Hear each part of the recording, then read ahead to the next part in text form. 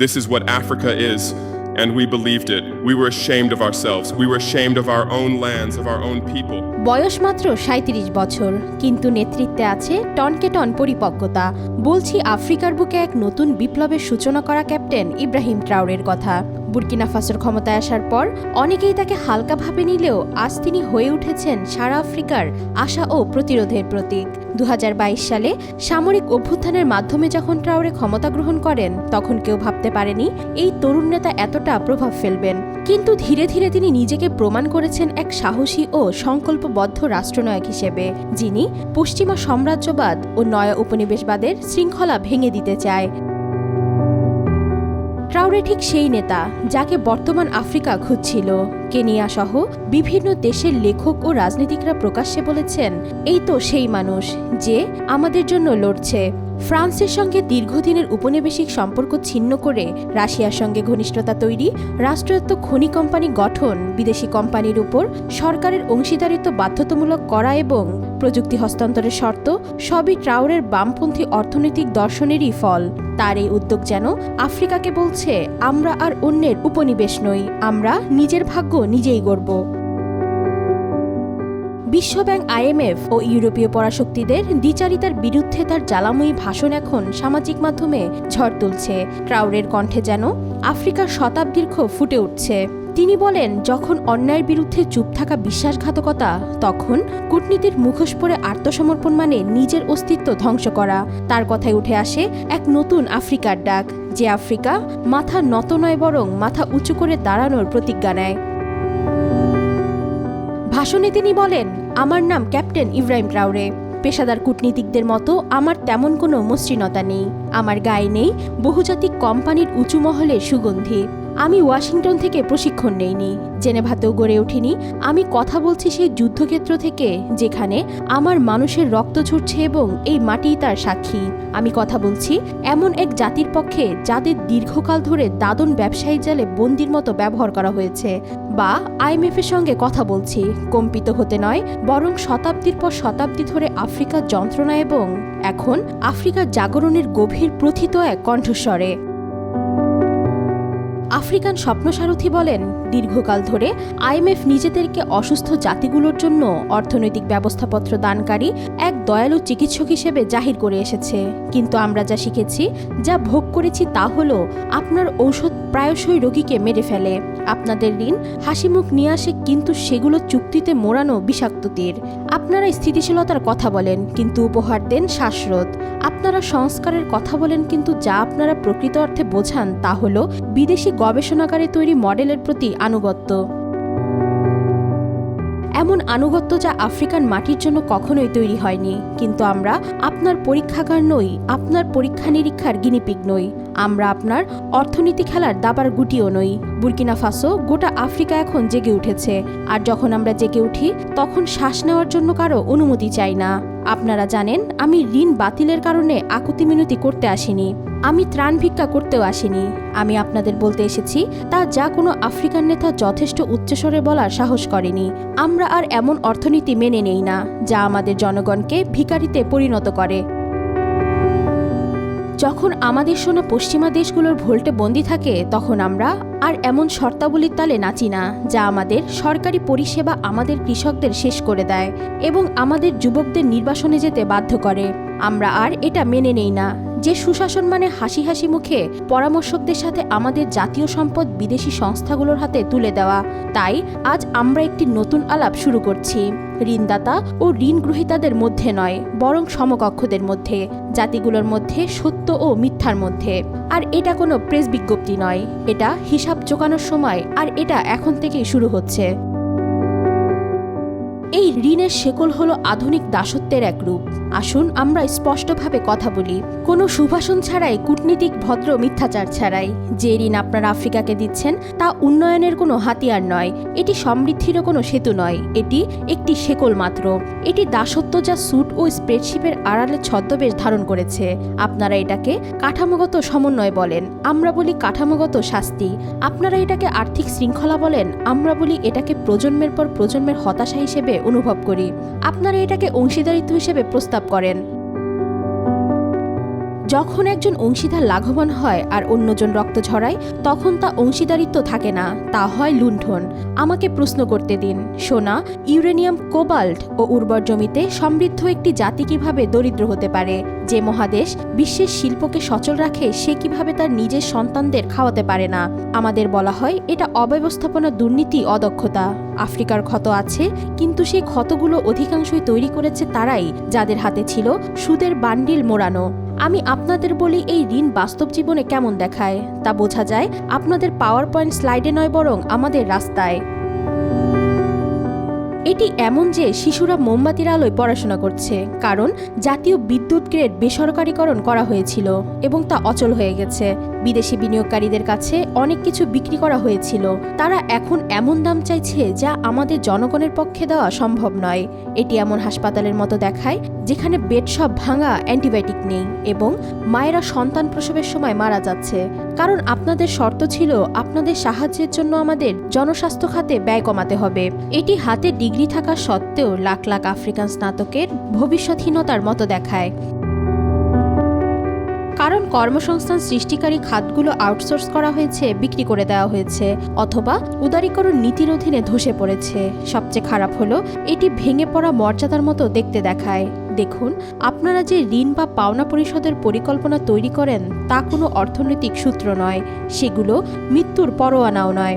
আপনারা আমাদের $50 কোটি ঋণ দেন এবং কয়েক দশক ধরে সুদ নির্ধারণের ফি, মুদ্রা নিয়ন্ত্রণ এবং বেসরকারীকরণের ধারার মাধ্যমে $200 কোটি ফেরত চান, যা আমাদের জাতীয় সম্পদ কেড়ে নেয়। আমাকে বলুন, এর নৈতিক যৌক্তিকতা কি? আপনারা বলেন চুক্তিগুলো স্বেচ্ছায় স্বাক্ষরিত হয়েছিল, কিন্তু আমাকে প্রশ্ন করতে দিন যে যখন রোগীর রক্তক্ষরণ হচ্ছে এবং ওষুধ নিয়ে কেবল আপনি মূল্য তালিকা ও শর্তসমূহ নিয়ে দাঁড়িয়ে আছেন, তখন কি তা সম্মতি হয়?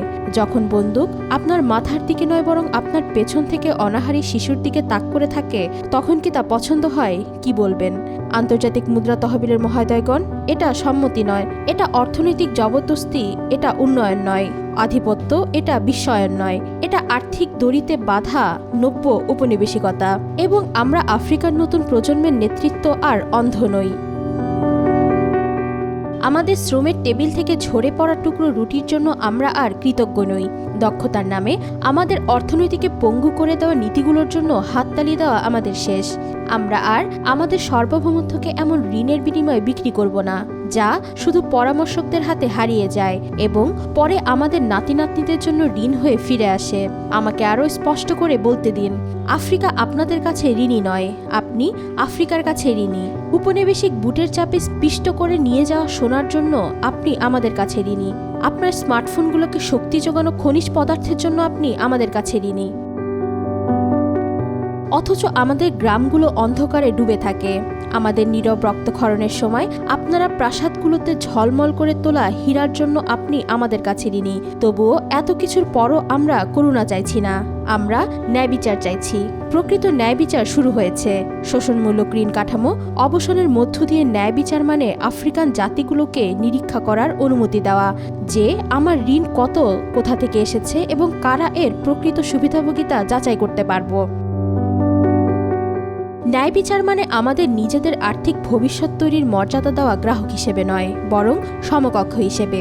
আর যদি এই বার্তা অস্বস্তিকর মনে হয় তবে ভালো, কারণ আরামদায়ক পরিস্থিতিতে থাকা মানুষদের সংঘাতে নামার সময় এসেছে। পুতুল নাচে সাজানো বুলি বুঝিয়ে দেয় কিভাবে IMF আফ্রিকান সার্বভৌমত্বকে দুর্বল করেছে।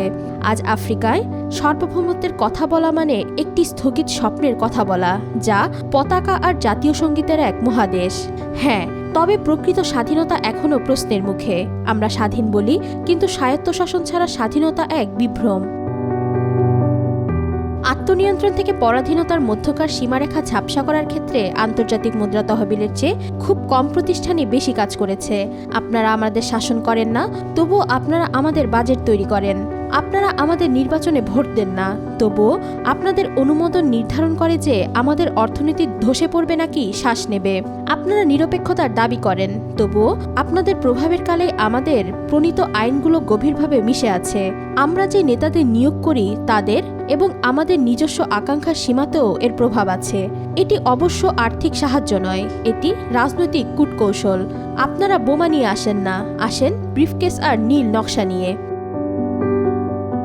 কিন্তু ক্ষতি প্রায়শই একই রকম হয়। আপনাদের প্রযুক্তিগত ভাষার পেছনে লুকিয়ে থাকে এক নীরব অস্ত্র, তার নাম শর্তাবলী। এটি বিনিময়ের সাথে শুরু হয়। তারা ডাকে ভর্তুকি কমান, আপনাদের বাজার উদার করুন, মুদ্রার অবমূল্যায়ন করুন।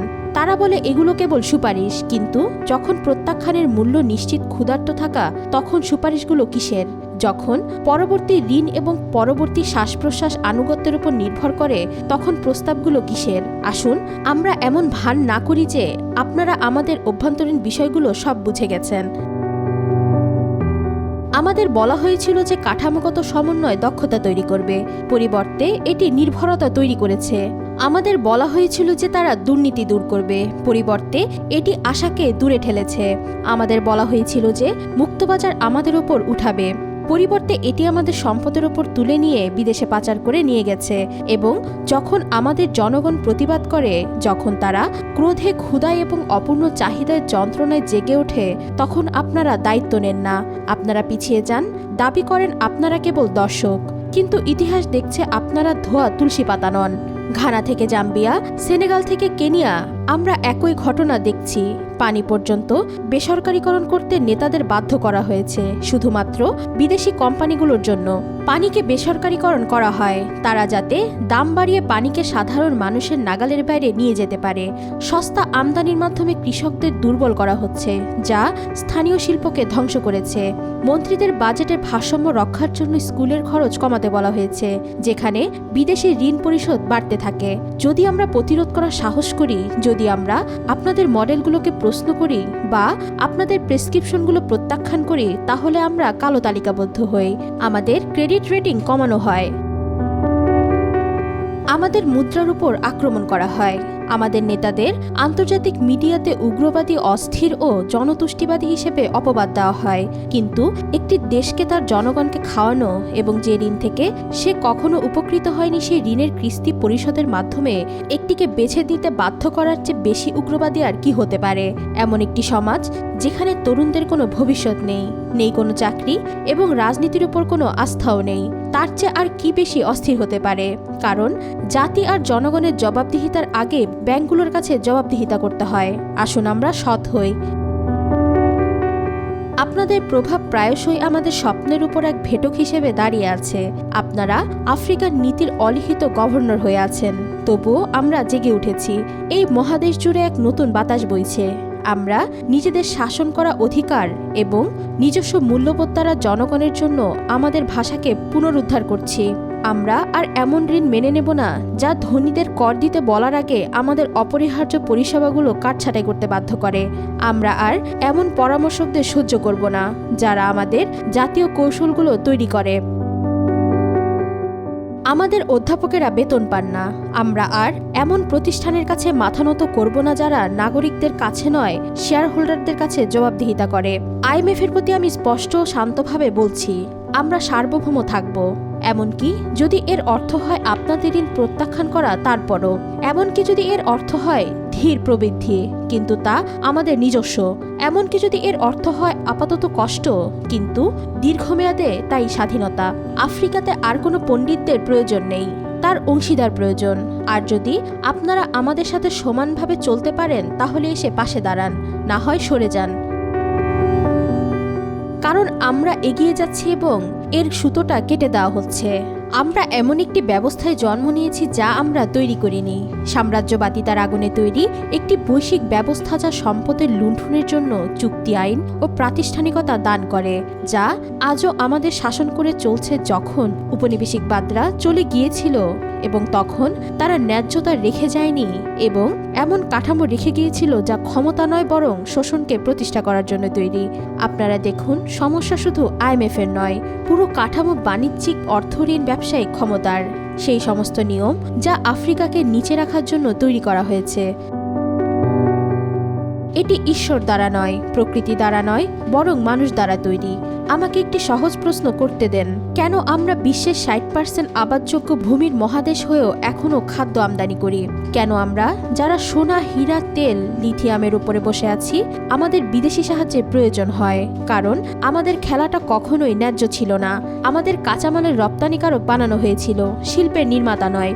বৈশ্বিক অর্থনীতিতে আমাদের পাঠ দেওয়া হয়েছিল একটি বিয়োগান্তর নাটকের অভিনেতার মতো। আপনারা উৎপাদন করেন, তারা প্রক্রিয়াজাত করে। অন্যদিকে আপনারা আহরণ করেন, তারা উৎপাদন করে। আপনারা ঋণ দেন, তারা ঋণ নেয়। প্রতিবার যখন আমরা চিত্রনাট্য বদলানোর চেষ্টা করি, তখনই শাস্তি নেমে আসে। ক্রেডিট ট্রেডিং এজেন্সি বহুজাতিক প্রতিষ্ঠানগুলো নিষেধাজ্ঞার হুমকি দেয়, প্রযুক্তির বিনিয়োগ প্রত্যাহার করে নেয়। তাদের মিডিয়া আমাদের অস্থির বলে আখ্যায়িত করে। কিন্তু একটি মহাদেশ যেখানে 140 কোটি মানুষ জলবায়ু পরিবর্তনে সবচেয়ে কম অবদান রাখে, অথচ সবচেয়ে বেশি ভোগ করে, সেই বিশ্বে এর চেয়ে বেশি অস্থির আর কি হতে পারে? কোকা চাষি ও কৃষকরা, যারা বিশ্বের মিষ্টির চাহিদা পূরণ করে, তারাই চকলেট কিনতে পারে না। এর চেয়ে বেশি আর কি অযৌক্তিক মনে হতে পারে? যেসব দেশ একসময় উপনিবেশিক স্থাপনকারী ছিল, তারা এখন আমাদের সুশাসন সম্পর্কে জ্ঞান দিচ্ছে, অথচ আফ্রিকার অভিযাত্রা চুরি করা সম্পদ তাদের ব্যাংকগুলোতে নিশ্চিত আশ্রয় পাচ্ছে। এর চেয়ে বড় আর কি অন্যায় হতে পারে? তবুও তারা এই ব্যবস্থাকে মেধাভিত্তিক শাসন বলে। তারা বলে আরও কঠোর পরিশ্রম করো, তারা বলে আরও স্বচ্ছ হও, তারা বলে বিনিয়োগ আকর্ষণ করো। কিন্তু তারা যা বলে তা হলো স্কোরবোর্ড শুরু থেকে কারচুপি করা হয়েছিল, নিয়মগুলো কখনোই নিরপেক্ষ ছিল না, এবং রেফারিরাও WTOর। বিশ্বব্যাংক, IMF সেই একই দলে সেবা করে যারা সবসময় জিতে এসেছে। একটি উদাহরণ দেই, যখন আমরা ভর্তুকি দিয়ে স্থানীয় কৃষকদের সহায়তা করার চেষ্টা করি, তখন আমাদের বলা হয় এটি বাজারকে নষ্ট করে, অথচ যুক্তরাষ্ট্র, ইউরোপ প্রতি বছর তাদের নিজেদের কৃষকদের জন্য শত শত বিলিয়ন খরচ করে এবং এটাকে তারা সুরক্ষা বলে। যখন আমরা কর্মসংস্থান তৈরির জন্য রাষ্ট্রীয় শিল্প গড়তে চেষ্টা করি, তখন আমাদের বলা হয় এটি অদক্ষ ব্যবস্থা, অথচ তারা সবচেয়ে ধনী কর্পোরেশনগুলো রাষ্ট্রীয় অর্থায়নে পরিচালিত উদ্ভাবন, নাসা থেকে, যুদ্ধের চুক্তি থেকে, সরকারি গবেষণা থেকে জন্ম নিয়েছে। যখন আমরা শোষণমূলক খনিজ চুক্তি নিয়ে আপত্তি জানাই, তখন তারা বলে আমরা ব্যবসার প্রতি বিরূপ। কিন্তু $100 মূল্যের সম্পদ আহরণ করে মাত্র $3 মূল্যের স্কুল রেখে যাওয়া কি আরও বেশি বীরপতা নয়? আরও বেশি অন্যায় নয়? আফ্রিকা সহানুভূতি চাইছে না, আমরা ন্যায্যতা দাবি করছি। করুণা নয়, ন্যায় বিচার, ভিক্ষা নয়, সমান অবস্থান। আমরা পৃথিবীর সবচেয়ে নবীন মহাদেশ, তবুও বৈশ্বিক অর্থনীতি আমাদের এমনভাবে দেখে যেন আমাদের কাছে শ্রম আর ভূমি ছাড়া আর কিছুই দেওয়ার নেই। কিন্তু আমাদের মূল্য আমাদের মাটির নিচে যা আছে তাতে নয়, যা আছে তা আমাদের মানুষের মধ্যে। তারা বলেছিল সিস্টেম কাজ করে, আমি বলি কার জন্য? এখন সময় হয়েছে আমাদের বাদ দিয়ে লেখা নিয়মগুলো মেনে চলা বন্ধ করার এবং সেগুলোকে আমাদের নিজেদের মতো করে নতুন করে লেখার। আমরা সেতু পোড়াতে চাই না, তবে আমরা এমন সেতু দিয়ে হাঁটব না যা কেবল আরও কঠিন শেকলের দিকে নিয়ে যায়। তাই পরিষ্কারভাবে শুনুন, আমরা ভাঙা নয়, এই ব্যবস্থাটি ভাঙা, এবং যদি এটি স্বেচ্ছায় পরিবর্তন না হয়, তাহলে আমরা সানকারা, নাকরুমা, লুমুম্বা এবং আমাদের সন্তানরা তা করবে, কারণ আমরা এতদূর কেবল টিকে থাকার জন্য আসিনি। আমরা এসেছি সমৃদ্ধির জন্যে, আমরা তা করার জন্যে আর অনুমতি অপেক্ষা করব না। আত্মনির্ভরশীলতার মাধ্যমে নতুন সার্বভৌমত্ব অর্জন করব। এখন যেহেতু আমরা অন্যায়ের কথা বলছি, আসুন পুনর্জন্মের কথা বলি। আফ্রিকাকে অন্তর্ভুক্তির জন্য ভিক্ষা করতে হবে না। আফ্রিকার কোনো ত্রাণকর্তা, কোনো বক্তৃতা, কোনো শর্তের প্রয়োজন নেই। আমাদের প্রয়োজন একটি নতুন পথ, যা আমাদের নিজেদের তৈরি করতে হবে, আমাদের নিজস্ব দৃষ্টিভঙ্গি দ্বারা পরিচালিত হবে এবং আমাদের নিজস্ব মূল্যবোধে পতিত থাকবে। আত্মনির্ভরশীলতা বিচ্ছিন্নতা নয়, এটি অহংকারও নয়, এটি মর্যাদার পুনরুত্থান, নিজের পায়ে দাঁড়ানোর সিদ্ধান্ত। এমনকি যখন আমাদের পায়ের নিচের মাটি কাঁপে, তখনও আমি স্পষ্ট করে বলতে চাই, আমরা অংশীদারিত্ব প্রত্যাখ্যান করছি না, তবে আমরা এই শর্তাবলী নতুন করে লিখতে চাই। দীর্ঘদিন ধরে অংশীদারিত্ব মানে ছিল নির্ভরতা, এর অর্থ ছিল অনুমোদন, অনুদান এবং ঋণের জন্য অপেক্ষা করা। যখন আমাদের জনগণ অনাহারে ভুগছিল এবং আমাদের তরুণরা সাগর পাড়ি দিচ্ছিল তখনকার কথা। এটি অংশীদারিত্ব নয়, এটি বন্ধুত্বপূর্ণ হাসিতে মোড়ানো দাসত্ব। তাই আমাদের ভিন্নভাবে গড়ে তুলতে হবে। আর এটা শুরু হচ্ছে 5টি নীতি দিয়ে। প্রথমত, আগে খাওয়ার ব্যবস্থা করা। কোনো জাতি প্রকৃত সার্বভৌম নয় যদি সে তার জনগণকে খাওয়াতে না পারে। যখন অন্য দেশের খরা আমাদের রুটির দাম নির্ধারণ করে, তখন আমরা স্বাধীনতার কথা বলতে পারি না। আমাদের কৃষিতে বিনিয়োগ করতে হবে। এটা বেঁচে থাকার হাতিয়ার হিসেবে নয়, বরং শক্তির স্তম্ভ হিসেবে। কৃষির বীজের সার্বভৌমত্ব থেকে শুরু করে সেচ পর্যন্ত, সমবায় কৃষি থেকে কৃষি প্রক্রিয়াজাতকরণ পর্যন্ত, আফ্রিকাকে টিকে থাকার অবস্থা থেকে প্রাচুর্যের দিক ওঠাতে হবে। প্রতিটি গ্রামকে খাদ্য সুরক্ষার দুর্গ করতে হবে। আর জাতিকে শিক্ষিত মুক্ত করার নির্মাতা হতে হবে প্রতিটি কৃষককে। উপনিবেশবাদ সবচেয়ে বিপজ্জনক যে অস্ত্রটি রেখে গিয়েছিল তা কোনো বন্দুক ছিল না, সেটি ছিল সিলেবাস বা পাঠ্যক্রম। এটি এমন একটি পাঠ্যক্রম যা আমাদের বিদেশি রাজাদের সম্পর্কে শেখায়, কিন্তু আমাদের নিজেদের বীরদের সম্পর্কে কিচ্ছু বলে না, যা বিদেশি দার্শনিকদের প্রশংসা করে কিন্তু আফ্রিকার বিজ্ঞান, উদ্ভাবন ও জ্ঞানকে উপেক্ষা করে। আমাদের অবশ্যই শিক্ষা ব্যবস্থা নতুন করে গড়ে তুলতে হবে। এমন শিশুদের গড়ে তোলার জন্য কাজ করতে হবে যারা তাদের মূল্য জানে, যারা উদ্দেশ্য নিয়ে কিছু তৈরি করে, যারা গর্বের সাথে উদ্ভাবন করে। আসুন আমরা ফসলের পাশাপাশি কোডিং শেখাই। আমাদের স্কুলগুলো স্বাধীনতার পরীক্ষাগার হোক। আমাদের শুধু পরীক্ষা পাশ করার জন্য নয়, বরং ভবিষ্যৎ গঠনের জন্য শিক্ষা দিতে হবে। কাঁচামাল আফ্রিকা থেকে চলে যায় আর তৈরি হওয়া পণ্য 10 গুণ বেশি দামে ফেরত আসে। এভাবেই এই দস্যুধা বাণিজ্যের মুখোশ পড়ে আসে। আমাদের স্থানীয়ভাবে প্রক্রিয়াজাত করতে হবে, উৎপাদন করতে হবে এবং উদ্ভাবন করতে হবে। নতুন খনির মালিক হওয়াই যথেষ্ট নয়, আমাদের শোধন, প্যাকেজিং এবং মুনাফা অর্জনের উপায়গুলোরও মালিক হতে হবে। আমাদের আফ্রিকান ব্যবসাগুলোকে সমর্থন করতে হবে।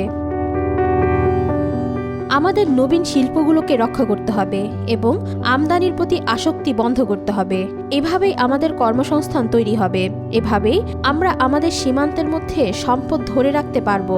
পৃথিবী আফ্রিকায় আসুক, শুধু নেয়ার জন্য নয়, বরং কেনার জন্য। একটি খণ্ড বিখণ্ড আফ্রিকা হলো একটি দুর্বল আফ্রিকা। আমরা 54টি বিচ্ছিন্ন কণ্ঠস্বর নিয়ে বিশ্বের সাথে কি আলোচনা করতে পারি? আমাদের অর্থনৈতিক, রাজনৈতিক ও প্রযুক্তিগতভাবে একীভূত হতে হবে। আসুন আমরা এমন রেলপথ তৈরি করি লেগোসকে ডারের সঙ্গে সংযুক্ত করবে, ডেটা সেন্টার তৈরি করি যা আমাদের জ্ঞানকে রক্ষা করে এবং প্রতিরক্ষা জোট গঠন করি যা আমাদের শান্তিকে সুরক্ষা দেয়। ইকোয়াস, সাদেক আফ্রিকানীয় নয়, তাদেরকে কূটনীতিক ক্লাব থেকে সম্মিলিত জাতিপুঞ্জে পরিণত হতে হবে। কোনো এক আফ্রিকান জাতি নিজে দাঁড়াতে পারে না, কিন্তু যুদ্ধবদ্ধ হলো আমরা আসলেই এক দৈত্য। পঞ্চমত, আমাদের জনগণের উপর আস্থা রাখুন। প্রায়শই আমাদের নেতারা স্থানীয় জ্ঞানের চেয়ে বিদেশি পরামর্শকদের উপর বেশি ভরসা করেন। তারা হাজার হাজার মাইল পাড়ি দিয়ে এমন প্রশ্ন করতে চান যার উত্তর তাদের নিজস্ব জাতিগোষ্ঠী ইতিমধ্যেই দিয়ে রেখেছে। সমাধান এখানেই আছে, আমাদের তরুণদের হাতে, আমাদের নারীদের হাতে, আমাদের প্রবীণদের হাতে। আসুন আমরা স্থানীয় উদ্ভাবনে অর্থায়ন করি। আসুন আমরা গ্রামের কণ্ঠস্বরকে প্রশস্ত করি। আসুন আমরা বিশ্বাস করি যে ওয়াগাদুগুর মেকানিক এবং কিগালি কোটপ্যারির যে কোনো পরামর্শকদের মতোই প্রতিভাবান। আমাদের নিজস্ব জনগণকে ভবিষ্যৎ নেতৃত্ব দেওয়ার জন্য আস্থা না আনা পর্যন্ত আমরা স্বাধীন হব না। আমার ভাই ও বোনেরা, আমরা পশ্চিমের কোনো প্রতিরূপ তৈরি করছি না, আমরা আফ্রিকা তৈরি করছি, যে আফ্রিকা আমাদের আফ্রিকা। আমরা অন্যদের পুরনো স্বপ্নের পেছনে ছুটছি না। আমরা এমন একটি নতুন স্বপ্ন দেখার সাহস করছি যেখানে থাকবে আত্মনির্ভরশীলতা। আত্মনির্ভরশীলতার অর্থ হতে পারে যেখানে আমরা হোঁচট খাবো, হয়তো ভুল করব, কিন্তু সেই ভুলগুলো হবে আমাদেরই। সেগুলোর মধ্য দিয়ে আমরা উঠে দাঁড়াতে শিখব।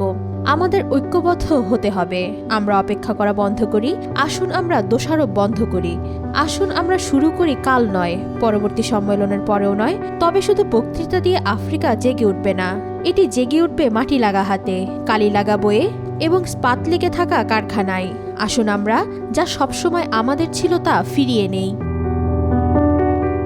ফিরিয়ে নিতে হবে যুদ্ধের মাধ্যমে নয়, ইচ্ছাশক্তির মাধ্যমে, ঘৃণার মাধ্যমে নয়, আরোগ্যের মাধ্যমে, ভিক্ষা করে নয়, বরং নির্মাণের মাধ্যমে। এটি আত্মনির্ভরশীলতার ভার। আমরা কখনোই সেকুলের দিক ফিরে যাব না, কারণ আমার কাছে জনগণের ম্যান্ডেট আছে। আপনারা ক্ষমতাহীন নন। আমার প্রিয় জনগণ, তরুণ ও বৃদ্ধ, শহর ও গ্রামের শিক্ষিত অশিক্ষিত সবাই আপনারা ক্ষমতাহীন নন। আপনাদের বিশ্বাস করানো হয়েছে যে ক্ষমতা কেবল স্যুট পরা মানুষের হাতে মাইক্রোফোনের পিছনে থাকে। বিশ্বাস করানো হয়েছে যে ভবিষ্যৎ তাদের দ্বারা নির্মিত হয় যারা বহুদূরে উঁচু দালানে বসে থাকে। আপনাদের জীবন নিয়ে সিদ্ধান্ত এমন বদ্ধ কক্ষে নেওয়া হয় যেখানে আপনাদের কষ্টের কোনো জানালা নেই। কিন্তু আমি স্পষ্টভাবে বলতে চাই, প্রকৃত ক্ষমতা উপর থেকে শুরু হয় না, শুরু হয় নিচ থেকে। আপনাদের কাছ থেকেই শুরু হয়। যে কৃষক ভোরের আগে ওঠে, যে মা নিজের আগে সন্তানকে খাওয়ায়, যে সৎ মানুষ ক্ষুধার্ত থাকলেও চুরি করতে অস্বীকার করে, তাদের থেকে ক্ষমতার শুরু। যে মেয়েটি প্রতিদিন 5 মাইল হেঁটে পড়তে যায় রাস্তায়, বিক্রেতার মেকানিক, নার্স, দর্জি, শিক্ষক ও জলবাহক, আপনারাই ভিত্তি, আপনারাই আফ্রিকার স্পন্দন। কিন্তু এখানে একটি ট্র্যাজেডি আছে। আপনাদের শেখানো হয়েছে অপেক্ষা করতে, অপেক্ষা করতে, এই আশা যে পরিবর্তন অন্য কারো হাত দিয়ে আসবে। যখন আপনাদের কাছে রুটির টুকরো ছোড়া হয় তখন হাততালি দিতে হয়, কর্তৃপক্ষের উপর প্রশ্ন করতে ভয় পেতে হয়, এমনকি সেই কর্তৃপক্ষ আপনাদের রক্ষা করতে ব্যর্থ হলেও। এই মানসিকতার অবসান ঘটাতেই হবে। আমাদের এই অদৃশ্য দেয়াল ভেঙে ফেলতে হবে, যে দেয়াল নেতাদের থেকে জনগণকে, অভিজাতদের থেকে প্রতিদিনের নায়কদের আলাদা করে রাখে। সেই দেওয়ালকে ভাঙতে হবে, কারণ প্রকৃত নেতৃত্ব শাসন না, সেবা করা। আর জবাবদিহিতা ছাড়া সেবা ছদ্মবেশী স্বৈরাচার, কেননা এই ব্যবস্থা আপনাকে ক্ষমতাহীন দেখতে পছন্দ করে। আমরা আজ যে আন্তর্জাতিক প্রতিষ্ঠানগুলোকে চ্যালেঞ্জ করছি, IMF, বিশ্বব্যাংক, তারা শুধু সরকারগুলোকে নিয়ন্ত্রণই করতে চায় না, তারা আপনার নীরবতার উপর নির্ভর করে। যখন আপনি প্রতিরোধে খুব ক্লান্ত, যখন বেঁচে থাকার চিন্তায় আপনি এতই বিক্ষুব্ধ হয়ে থাকেন যে সংগঠিত হতে পারেন না, যখন আপনাকে শেখানো হয় যে রাজনীতি নোংরা এবং আপনার উদ্বেগের বিষয় নয়, তখনই তারা শক্তিশালী হয়ে ওঠে। কিন্তু এটা বুঝুন, প্রতিটি মূল্যবৃদ্ধি, প্রতিটি ব্যর্থ হাসপাতাল, প্রতিটি ভূমি দখল, এগুলো রাজনৈতিক সিদ্ধান্ত। এবং যুক্ত না হয়ে, প্রশ্ন না করে, আমরা নিজেরাই নিজেদের নিপীড়নে জড়িত করে ফেলছি। তবে একবার জনগণ জেগে উঠলে পরিস্থিতি পাল্টে যাবে। তরুণরা একবার নীরব থাকতে অস্বীকার করলে, একবার মায়েরা ক্ষমতার সামনে সত্য বললে, একবার প্রবীণরা তাদের কণ্ঠকে শক্তি মনে করলে, শুধু IMF নয়, যে কোনো স্বৈরশাসক, কোনো পাপেট শাসকও আর টিকে থাকতে পারবে না। এর শুরু হতে পারে প্রতিবাদ থেকে, অংশগ্রহণের দিক থেকে। বিপ্লব সবসময় জ্বলন্ত বিস্ফোরণ নয়, কখনো কখনো এটি শান্তও হতে পারে। এটি ঘটে যখন একজন তরুণ ভোটার হিসেবে নাম নিবন্ধন করে, যখন একজন নারী ঘুষ দিতে অস্বীকার করে, যখন প্রতিবেশীরা সরকারের জন্য অপেক্ষা করে না, একটি ভাঙা রাস্তা ঠিক করার জন্য একত্রিত হয়। এটি কেবল প্রতিরোধ করার জন্য নয়, পুনর্নির্মাণের জন্য আমাদের ম্যান্ডেট, এবং এটি করার জন্য আমাদের 5টি পবিত্র অধিকার পুনরুদ্ধার করতে হবে। প্রশ্ন করার অধিকার, জিজ্ঞাসা করুন কেন, জিজ্ঞাসা করুন কিভাবে, স্পষ্টতা দাবি করুন। গ্রামের প্রধান হোক বা প্রেসিডেন্ট, কর্তৃপক্ষকে অবশ্যই আপনাদের কাছে জবাবদিহি করতে হবে। সংগঠিত হওয়ার অধিকার, হাতে হাত মেলান, ইউনিয়ন তৈরি করুন, সমবায় গঠন করুন, ব্যক্তি হিসেবে নয় বরং ঐক্যবদ্ধ কণ্ঠস্বর হিসেবে দাঁড়ান। তথ্য জানার অধিকার, জানুন কে আপনার জমি দখল করে আছে এবং আপনার কর কোথায় যায়। জ্ঞানী শক্তি, এবং এটি আপনাদের অধিকার প্রত্যাখ্যান করার অধিকার। অন্যায় প্রত্যাখ্যান করুন, কারসাজি প্রত্যাখ্যান করুন, খুঁটি হতে অস্বীকার করুন। প্রতিরোধ আপনাদের পবিত্র অধিকার। স্বপ্ন দেখার অধিকার, শুধু পলায়ন নয়, পরিবর্তনের স্বপ্ন দেখুন। আপনার সন্তানেরা যে আফ্রিকার যোগ্য, সে আফ্রিকার ছবি আঁকুন এবং আজ থেকে তা তৈরি করুন, শুরু করুন। এটি কেবল সরকারের একার লড়াই নয়। হ্যাঁ, নেতৃত্ব গুরুত্বপূর্ণ। হ্যাঁ, দুর্নীতি অবশ্যই নির্মূল করতে হবে, পুতুল শাসনের অবশ্যই পতন হতে হবে। কিন্তু একটি ন্যায়পরায়ণ আফ্রিকা কেবল রাজনৈতিক ইচ্ছাশক্তির উপর ভিত্তি করে গড়ে উঠতে পারে না। এর জন্য প্রয়োজন একটি জাগ্রত জনগোষ্ঠী, এমন একটি জনগোষ্ঠী যারা আপোষ করতে রাজি নয়, এমন একটি জনগোষ্ঠী যারা আর ভয় দ্বারা শাসিত হবে না, বরং দৃঢ় বিশ্বাস দ্বারা পরিচালিত হবে। আপনারা দর্শক নন, আপনারা নতুন আফ্রিকার সহস্থাপতি। প্রতিটি কাজ গুরুত্বপূর্ণ, প্রতিটি কণ্ঠস্বর মূল্যবান, প্রতিটি ঢেউই একটি তরঙ্গে পরিণত হয়। আফ্রিকার তরুণদের বলছি, আপনারা ভবিষ্যতের নেতা, আপনারা আজকের আগুন। অনুমতির জন্য অপেক্ষা করবেন না, তহবিলের জন্য অপেক্ষা করবেন না, আরও বৃদ্ধ জ্ঞানী ধনী হওয়ার জন্য অপেক্ষা করবেন না। এখনই শুরু করুন, এখনই কথা বলুন, এখনই সংগঠিত হন, এখনই তৈরি করুন। কারণ যদি আপনারা নিজেদের নিয়তি গড়ে না তোলেন তাহলে অন্যরা তা বিক্রি করে দেবে। প্রবীণদের বলছি, আমাদের আপনাদের প্রজ্ঞার প্রয়োজন, আপনাদের নীরবতা নয়। আপনারা শাসন ব্যবস্থার উত্থান পতন দেখেছেন, আপনারা কষ্ট, বিশ্বাসঘাতকতা এবং আশার মুখোমুখি হয়েছেন। এখন সময় এসেছে তরুণদের পথ দেখানোর, নৈরাশ্য দিয়ে নয় বরং সাহসের সাথে। মায়েরা আমার, আপনারাই প্রতিটি বিপ্লবের মেরুদণ্ড। আপনাদের বাহুতেই জাতি গড়ে ওঠে। বিশ্বকে আপনাদের দুর্বল বলতে দেবেন না। আপনারাই ন্যায় বিচারের প্রহরী। আফ্রিকার প্রতিটি শ্রোতার প্রতি বলছি, এটি কেবল ইব্রাহিমের একার লড়াই নয়, এটা আমাদের সম্মিলিত ম্যান্ডেট। সত্য দাবি করার, ভয়কে প্রত্যাখ্যান করার এবং এমন একটি মহাদেশ গড়ে তোলার যা অবশেষে তার জনগণের মর্যাদাকে সম্মান জানায়। ক্ষমতা এমন কিছু নয় যা দেওয়া হয়, এটা এমন কিছু যা অনুভব করতে হয়।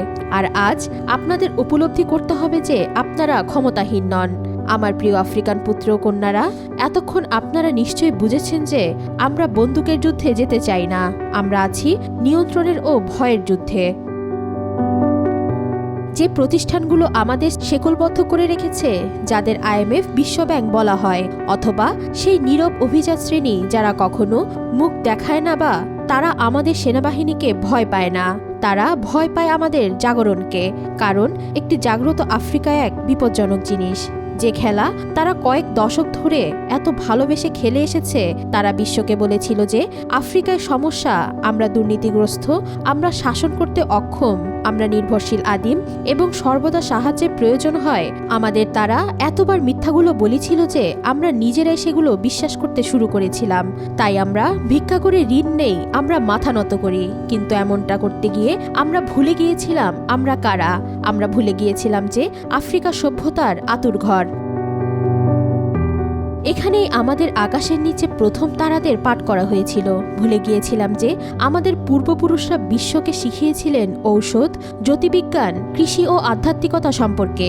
আমরা ভুলে গিয়েছিলাম যে IMF আসার আগে টিমবুক্ত ছিল, উপনিবেশিক সাহায্য আসার আগে এমন দেশ ছিল যেখানে বিশ্ববিদ্যালয়, সেনাবাহিনী, বাণিজ্য পথ এবং শাসন ব্যবস্থা সবই ছিল, যা ছিল পুরো মহাদেশ জুড়ে। আমরা দরিদ্র ছিলাম না, আমাদের দরিদ্র করা হয়েছিল। তারা সবচেয়ে বেশি ভয় পায় আমাদের সত্য বলাকে, এমন সত্য যা তারা কোনো আন্তর্জাতিক সংবাদপত্রে কখনো প্রকাশ করে নাই। তাদের ক্ষমতা নির্ভর করে আপনাদের অজ্ঞতার উপর, তাদের আরাম নির্ভর করে আপনাদের নীরবতার উপর, তাদের সম্পদ নির্ভর করে আপনাদের শোষণের উপর। তাই যখন আপনারা পড়তে শুরু করেন তখন তারা আতঙ্কিত হয়, যখন আপনারা সংগঠিত হন তখন তারা কেঁপে ওঠে, যখন আপনারা সীমান্ত পেরিয়ে একভূত হন তখন তারা ষড়যন্ত্র করে। কেন?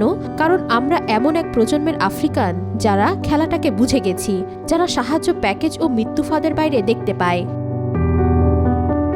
যারা স্বল্পমেয়াদী বিভ্রমের জন্য নিজেদের ভবিষ্যৎ বিক্রি করতে অস্বীকার করে। এমন এক প্রজন্মকে থামানো প্রায় অসম্ভব। তারা আমাদের ক্রোধকে ভয় পায় না, ভয় পায় আমাদের স্পষ্টতাকে। তারা আপনাদের অস্ত্রকে ভয় পায় না, ভয় পায় আপনাদের প্রজ্ঞাকে। তারা আপনাদের প্রতিবাদকেও ভয় পায় না, ভয় পায় আপনাদের উদ্দেশ্যকে। বছরের পর বছর ধরে তারা নির্লজ্জভাবে আমাদের কাছ থেকে লুট করে নিয়ে গেছে সোনা, তেল, হীরা, কোকো, ইউরেনিয়াম। তবু আমরা বিশ্বের দারিদ্রতম মহাদেশে রয়ে গেছি। না, এটা কোনো কাকতালীয় ঘটনা নয়, এটা নকশা করা কোনো ঘটনা। তবে তারা যা আশা করেনি তা হলো আমরা জেগে উঠব, আমাদের জনগণ বিষয়গুলো বুঝতে শুরু করবে, আমরা মিথ্যাগুলো উন্মোচন করব, আমরা তাদের মুখোমুখি হওয়ার সাহস করব, ঘৃণা দিয়ে নয় বরং সত্য দিয়ে। আর সত্যই সবচেয়ে বিপজ্জনক অস্ত্র। এটা হিসাব চুকানোর প্রতিশোধের জন্য নয়, এটা ন্যায় বিচারের জন্য, পুনরুদ্ধারের জন্য, মর্যাদার জন্য। এটা বিশ্বকে বলার সময় আমরাই আপনাদের পাওনাদার এবং এখন হিসাব চুকিয়ে দেওয়ার সময় এসেছে। এই পরিবর্তনকে কোনোভাবেই উল্টানো যাবে না, কারণ এবার মানুষ তাদের খাঁচার লোহার শেকলগুলো দেখতে পেলে তারা সেটিকে আর স্বাধীনতা বলে ভুল করবে না।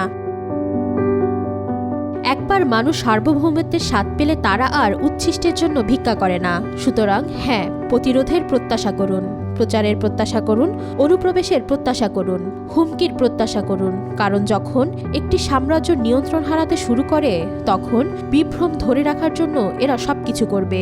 তবে তাদের ভয় আপনাদের পিছু হটার সংকেত নয়, এটি আপনাদের নিশ্চিত করবে যে আপনারা সঠিক পথে রয়েছেন। এটাই আপনাদের সময়। আফ্রিকা, এটা আপনার মুহূর্ত। আগামী বছর নয়, পরবর্তী নির্বাচন পরেও নয়। এখন আপনাদের কারো অনুমতির প্রয়োজন নেই। আপনাদের উদ্দেশ্য প্রয়োজন, আপনাদের ত্রাণকর্তার প্রয়োজন নেই। আপনাদের কৌশল প্রয়োজন, আপনাদের করুণার প্রয়োজন নেই। আপনাদের ক্ষমতার প্রয়োজন, এমন ক্ষমতা যা ঐক্য, ইতিহাস, অটল সত্যের প্রথিত। প্রতিটি আফ্রিকান নেতাকে জানতে দিন, যদি তারা জনগণকে সেবা না করে তবে জনগণ জেগে উঠবে। প্রতিটি বিদেশি বিনিয়োগকারীকে জানতে দিন, যদি তারা শোষণ করতে আসে তবে তাদের মুখোশ উন্মোচিত হবে। আর আফ্রিকার প্রতিটি তরুণকে জানতে দিন, আপনাদের সময় এসে গেছে। আপনারা তাদের দুঃস্বপ্ন, যারা আপনাদের নীরবতার উপর ভর করে সাম্রাজ্য গড়ে তুলেছিল। আপনারা আপনাদের পূর্বপুরুষের সেই স্বপ্ন, যা অবশেষে জেগে উঠেছে। আমার কণ্ঠস্বর শুনছে এমন প্রতিটি তরুণ আফ্রিকানকে বলছি, প্রত্যেক প্রবীণ যারা সত্যকে বাঁচিয়ে রেখেছেন এবং ফিসফিস করে গল্প শুনিয়েছেন, প্রত্যেক মা যারা খালি প্লেট সামনে নিয়ে অটল আশায় প্রার্থনা করেন, প্রত্যেক শিশু যারা ধুলোমাখা পথে খালি পায়ে হেঁটে আরও বড় কিছু স্বপ্ন দেখেন, এখন আমার কথা স্পষ্ট করে শুনুন। আফ্রিকান হিসাব চোকানোর যুগ শুরু হয়েছে। সহিংসতা দিয়ে নয়, ঘৃণা দিয়ে নয়, বরং সত্য দিয়ে। স্পষ্টতা শতাব্দীর পর শতাব্দীর অন্যায়ের আগুনে পোড়ানো দৃঢ় সংকল্প দিয়ে। নীরবতা থেকে বজ্রনাদে। সর্বত্র আমার দীর্ঘকাল ধরে আমাদের কান্নাকে উপেক্ষা করা হয়েছে, আমাদের ব্যথার রাজনৈতিকরণ করা হয়েছে, আমাদের কষ্টকে পুঁজি করা হয়েছে, আমাদের নীরবতাকে আমাদের বিরুদ্ধেই অস্ত্র হিসেবে ব্যবহার করা হয়েছে। কিন্তু এখন আমরা কথা বলছি তিক্ততা দিয়ে নয়, সাহসিকতার সাথে, কারোর চাওয়ার জন্য নয়, ন্যায় বিচার দাবি করার। তারা ভেবেছিল আমরা মার্কিনদের চাপে চাপা পড়েছি, কিন্তু তারা ভুলে গিয়েছিল যে আমরাই বীজ। গোটা বিশ্ব শুনুন, আফ্রিকা উদ্ধারের জন্য অপেক্ষা করছে না।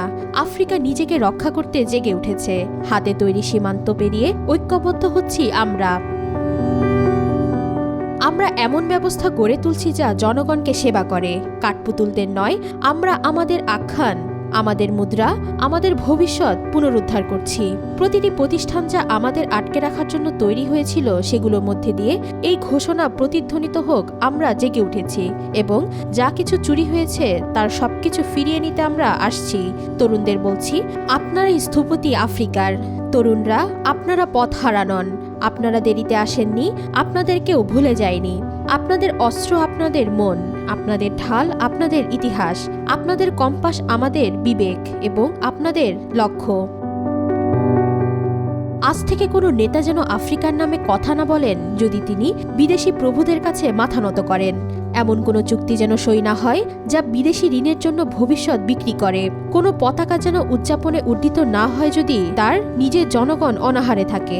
আমরা ভূমি ও জনগণের মধ্যে অতীত ও ভবিষ্যতের মধ্যে দৃশ্যমান ও অদৃশ্যমান সবকিছুর মধ্যে একটি নতুন চুক্তির ঘোষণা করছি। আমরা আমাদের পূর্বপুরুষদের সম্মান জানাবো, তাদের বন্দিদশা পুনরাবৃত্তি না করে আমরা আমাদের উত্তরসূরিদের আশীর্বাদ করব, এই নিশ্চয়তা দিয়ে যে তারা মর্যাদায় জন্মাবে, ঋণে নয়। এটাই আমাদের পবিত্র দায়িত্ব। সমস্ত আফ্রিকানদের হৃদয়ে আজ এই কথা লেখা হোক। আমরা শিকার হিসেবে নয়, বরং স্বপ্নদর্শী হিসেবে জেগে উঠব। আমরা ক্ষমা করব, কিন্তু আমরা কখনো ভুলব না। আমরা শান্তির জন্য আমাদের হাত বাড়িয়ে দেব, কিন্তু আনুগত্যে মাথা নত করব না। আফ্রিকা, মনে রাখো, তুমি কে? তুমি পৃথিবীর হৃদস্পন্দন, তুমি সময়েরও আগে থাকা সূর্য, তুমি মানবতার জরায়ু, তুমি পূর্বপুরুষের ফিসফিসানি, তুমি আগামীকালের প্রভু। আফ্রিকা, মনে রাখো, তুমি এক সিংহ। জেগে উঠুক নদী, গান করুক মাটি, আনন্দিত হোক, কারণ আমরা আর পথভ্রষ্ট নই। তাই আমি ঘোষণা করছি, মাটির সন্তান হিসেবে, জনগণের সেবক হিসেবে, কোটি কোটি কণ্ঠস্বরের মধ্যে একটি কণ্ঠস্বর হিসেবে আমি ঈশ্বর ও ইতিহাসের সামনে ঘোষণা করছি, আফ্রিকা জেগে উঠবে, আফ্রিকা সুস্থ হবে, পূর্বপুরুষেরা গর্বের সাথে দেখুক, শিশুরা আশা নিয়ে হাঁটুক এবং বিশ্ব এক মহাদেশের পুনর্জন্মের সাক্ষী হোক। ওয়াহিদা পারভিন ইশিতা, আজকাল।